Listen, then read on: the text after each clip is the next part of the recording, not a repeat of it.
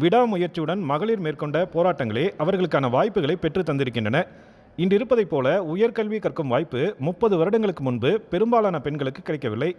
இளம் வயது திருமணம், குடும்ப பொருளாதாரம் என ஒவ்வொரு குடும்பத்திலும் நிலவிய சூழல் காரணமாக கல்லூரிக்கு செல்ல முடியாதவர்கள் ஏராளமாக உள்ளனர்.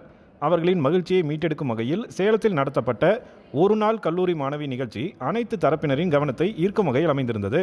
கல்லூரி பேருந்தில் பயணம் செய்தபோது அவர்கள் வெளிப்படுத்திய ஆரவாரமே அவர்களின் மகிழ்ச்சிக்கு சாட்சியாக இருந்தது. 30 வயது முதல் 60 வயதுடைய மகளிர் தங்களின் வயதை மறந்து நடனம் ஆடியபடி கல்லூரி பேருந்தில் பயணித்தனர். நாள்தோறும் தங்களின் குழந்தைகளை கல்லூரிக்கு அனுப்புவோர் இன்றைக்கு அவர்களே கல்லூரி மாணவியராக செல்லும்போது சிறகே இல்லாமல் பறக்கும் பறவை போன்றே காட்சியளித்தனர். ஒரு நாள் கல்லூரி மாணவிகளுக்கு அடிப்படை தொழில் முனைவோர் பயிற்சி, தியானம், யோகா, ஆடை வடிவமைப்பு துறைகளில் வகுப்புகள் நடைபெற்றன. தங்களுடைய மகள் வயதுடைய பெண்களுடன் மாணவிகளில் ஒருவராக அனைவரும் கல்வி பயின்றனர். இளம் வயதில் கிடைக்காமல் போன கல்லூரி பருவத்தை நினைத்து நினைத்து ஏக்கப்பட்ட நிலையில் ஒரு நாள் கல்லூரி மாணவி அனுபவம் மிகப்பெரிய மகிழ்ச்சியை ஏற்படுத்தியிருப்பதாக மகளிர் தெரிவித்தனர். எனக்கு ரொம்ப சந்தோஷமாக இருக்குது. பசங்கள்லாம் படிச்சிருக்காங்க, நம்ம வர முடியலையான்னு இருந்தது. இப்போ இதெல்லாம் பார்க்குறப்போ கண்டினியூ பண்ணலாமான்னு இருக்குது. நான் 10th படிக்கும் போதே என்னை மேரேஜ் பண்ணிட்டாங்க. நான் நல்லா தான் நான் ஃபஸ்ட் ரேங்க் செகண்ட் ரேங்க் ரேஞ்சில் தான் பண்ணிகிட்டு இருந்தேன். அப்பா இறந்துட்டார், அதனால் கல்யாணம் பண்ணி கொடுத்துட்டாங்க.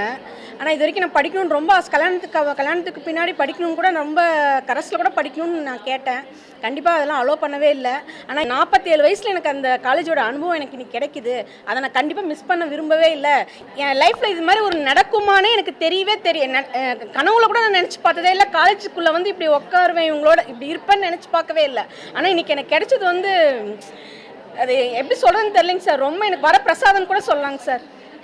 ரொம்ப ஹாப்பியாக இருக்கேன். லைஃப்பில் ரொம்ப ரொம்ப என்ஜாய் பண்ணுறேன் இன்றைக்கி நான். இன்றைய இளைய தலைமுறையினருக்கு கிடைத்திடும் அனைத்து வசதி வாய்ப்புகளும் ஒரு காலத்தில் அவர்களின் பெற்றோருக்கு எட்டா கனியாக இருப்பது என்பது பெரும்பாலானவர்களுக்கு தெரிவதில்லை. நடுத்தர மற்றும் முதுமையை நெருங்கி கொண்டிருப்பவர்களுக்கு கிடைத்த இந்த அனுபவம் நிச்சயம் அவர்களின் மனதை மலர செய்திருக்கும் என நம்பலாம். சேலத்திலிருந்து ஜி. விஜயகுமார்.